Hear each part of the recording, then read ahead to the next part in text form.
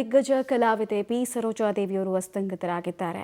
ಇನ್ನು ಈ ಹಿರಿಯ ನಟಿಗೆ ಕೊನೆಯ ನಮನವನ್ನು ಸಲ್ಲಿಸೋದಕ್ಕೆ, ಅಂತಿಮ ನಮನ ಸಲ್ಲಿಸೋದಕ್ಕೆ ಅನೇಕ ಗಣ್ಯಾತಿ ಗಣ್ಯರು ಮಲ್ಲೇಶ್ವರಂನ ನಿವಾಸದತ್ತ ಸಾಗ್ತಾ ಇದ್ದಾರೆ. ನಿನ್ನೆಯಿಂದ ಕೂಡ ಸರೋಜಾದೇವಿಯವರ ನಿವಾಸದಲ್ಲಿ ಶೋಕ ಸಾಗರ.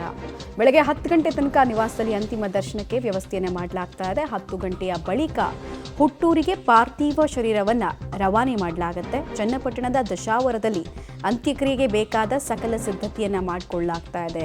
ಎಷ್ಟೊಂದು ಜನ ನಟ ನಟಿಯರು ಮುಕ್ತವಾಗಿ ಬಿ ಸರೋಜಾದೇವಿಯವರ ಆತ್ಮ ಎಷ್ಟು ಪರಿಶುದ್ಧವಾಗಿತ್ತು, ಆಮೇಲೆ ಅವ್ರು ಮಾತಾಡ್ತಾ ಇದ್ದಂತಹ ರೀತಿ ಕೇವಲ ಮೇಲ್ನೋಟಕ್ಕಲ್ಲ, ಅಂತರಾಳದಿಂದ ಅವ್ರ ಮಾತುಗಳು ಬರ್ತಾ ಇತ್ತು. ಗಾಡ್ ಮದರ್ ಆಗಿದ್ರು ಅಂತ ಉಪೇಂದ್ರ ಸೇರಿದಂತೆ ಅನೇಕ ನಟ ನಟಿಯರು ಹೇಳಿದರು.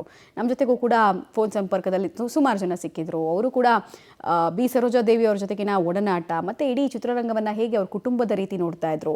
ಕೇವಲ ಕನ್ನಡ ಚಿತ್ರರಂಗನ ಅಂತ ನೋಡಿದ್ರೆ ಅವ್ರ ಕಾಳಜಿ ಇದ್ದಿದ್ದು ಭಾರತೀಯ ಚಿತ್ರರಂಗದ ಆಲ್ಮೋಸ್ಟ್ ಎಲ್ಲ ಕಲಾವಿದರ ಜೊತೆಗೆ ಅವರು ಕನೆಕ್ಟಿವಿಟಿಯನ್ನು ಬೆಳೆಸ್ಕೊಳ್ತಾ ಇದ್ರು. ಎಲ್ಲರ ಉಭಯ ಕುಶಲೋಪರಿಯನ್ನು ವ್ಯಕ್ತಪಡಿಸ್ತಾ ಇದ್ರು. ಚಿತ್ರರಂಗದಲ್ಲಿ ಏನಾಗ್ತಾ ಇದೆ, ಆ್ಯಕ್ಟರ್ಸ್ಗೆ ಎದುರಾಗಿರುವಂತಹ ಸವಾಲು ಹೇಗೆ ಸಾಲ್ವ್ ಮಾಡ್ಬೋದು ಅದನ್ನು ಅಂತ ಕಾಳಜಿಯನ್ನು ವಹಿಸ್ತಾ ಇದ್ರು.